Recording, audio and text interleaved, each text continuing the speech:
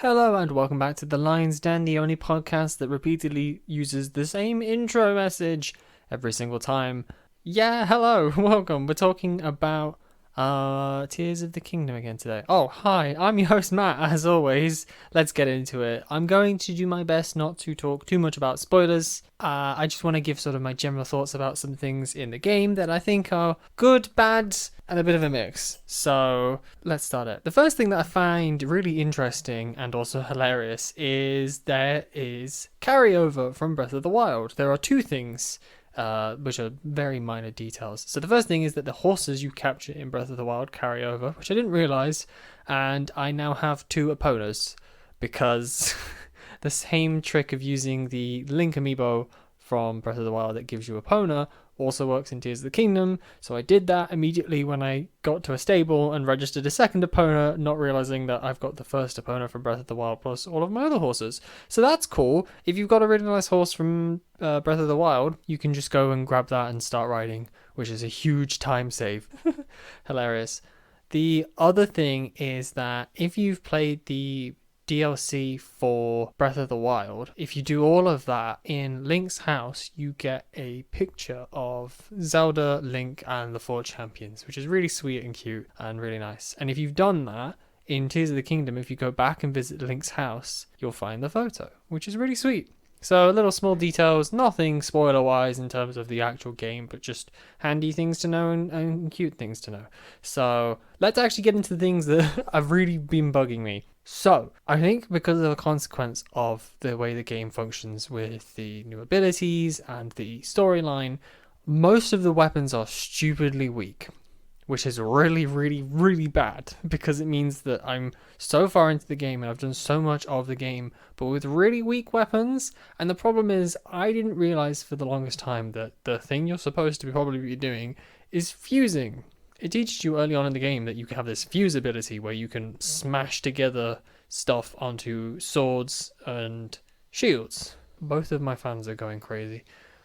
That is a really interesting feature that I did not understand at all and kind of just said, I don't care. And I went off in Breath of the Wild mode, just trying to grab items and hoping that eventually the items would get better. So far, they haven't, but I think it's because you're supposed to fuse high-level stuff to your weapons to give them a significant boost. But I mean, in Breath of the Wild, I was getting weapons that were like 30 plus, at least in the mid-game, whereas this point, I'm still getting weapons that are like 10 or below. I'm still getting single-digit damage weapons, which is really, really annoying, and it makes the game so much harder than it needs to be because you're so weak.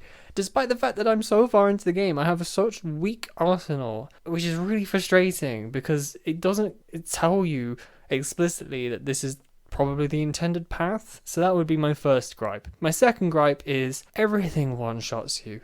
Or at least everything one or two shots you, which is super frustrating because what used to be a fairly manageable fight because I'd have strong weapons and I wouldn't just die instantly, now takes forever and I make a single mistake and I die and I have to do the whole thing over again. The reason that I die so quickly is because my armor is terrible. Finding armor sets is really hard because they tend to hide armor sets in caves, which were the worst addition to this game in my opinion, because caves are not fun. Everything looks the same.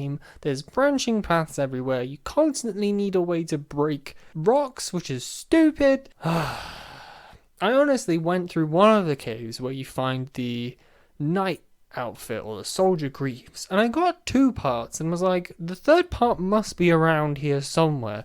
And I had absolutely no clue. The thing is, I googled it and was like, okay, I missed a room, but the problem is the room is blocked off by rubble, which you need to destroy, but it's in front of a huge lake.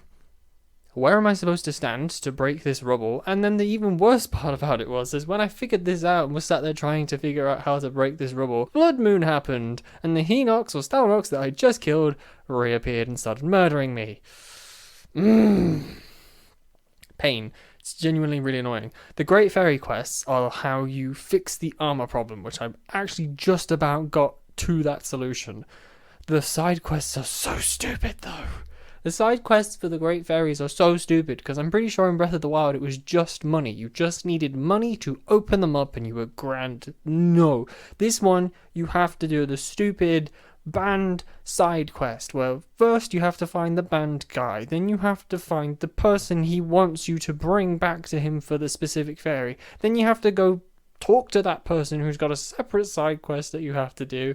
God forbid you don't have the items that said side quest wants, and then you have to run around figuring out said side quest, fix that, go find where the bandmaster was again, and then drive them to the fairy fountain. That's what every side quest is, and it's painful. It's so painful. And then you need the items to upgrade your armor sets. It's just, honestly, I had this exact same problem with the side quest in Hateno Village, because it's the same problem of everyone has a separate small side quest that you have to fix before everything comes together, and it was ridiculous. Whoever designed these side quests is evil, but now that I at least have 3 of the fairies and the 4th one almost in hand, I should now be able to upgrade my armor sets, which is going to make a world of difference. I shouldn't hopefully be getting one shot every 5 seconds. So yeah, that would be my big 2 gripes, is the weapons suck and the armor suck, and trying to fix both of those problems is really difficult. I will say, I think if I did a second playthrough, for example, or if I did a master mode run or something, which would be insane, I would start fusing stuff a lot sooner on, because that would certainly help with a lot of things. I remember what fight was it? No, that's story spoilers. Basically, there's a single fight where to get your opportunity to hit the boss, you have to hit a really tight target, essentially. And that was so painful because the weapons I had were really weak, and hitting that target is so difficult. So you had to go through a huge process just to get them down.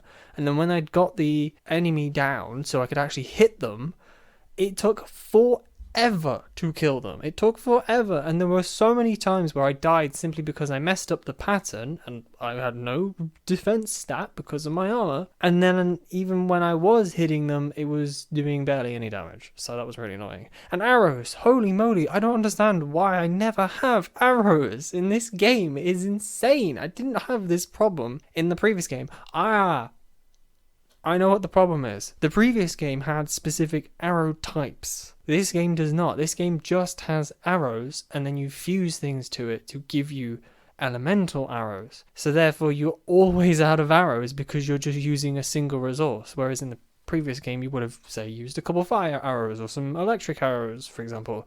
You had way more arrows in the previous game in quantity. So yeah, that's annoying. I think the storyline is really, really good.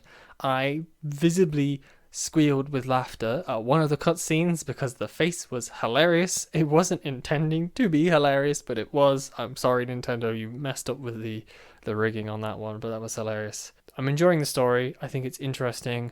I've not really gotten deeper into the story yet. I'm going through all of the memory stuff, which is telling me the past story, but I haven't progressed the future story or the current story because I still have one of the 4 main areas to do. I really love the updates to the characters, because the idea is that this is set, I'd guess, like 4 or 5 years after Breath of the Wild. So everyone's a bit older, things have changed a little bit, which is really nice and really good fan service.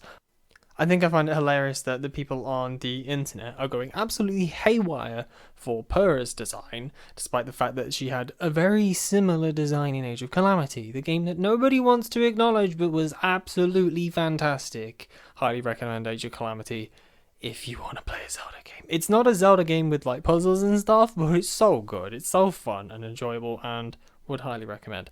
Anyway, I don't want to talk too much more about this. The memes that are coming out of Tears of the Kingdom are hilarious, just saying. And yes, you have to be careful because there are a fair few spoilers in a lot of them, but also a lot of them are just roasting Karoks, which is hilarious. So 10 out of 10, best game. No, I'm kidding. I still think I stand by my judgment last week that this is not a fabulous perfect game, as the reviewers seem to be saying. You look at all the scores and it's like 10 out of 10, flawless, perfect. No, it's not. It's definitely not. I'd also say that I still think Breath of the Wild is a better experience and a better game. I still think Tears of the Kingdom is really good, but I found more problems with it than I found problems in Breath of the Wild. So that would be my only comment. I still think it's a fantastic game and I would recommend it, but it's not perfect. Nothing really is perfect. So anyway, I hope you're enjoying it as much as I'm enjoying it.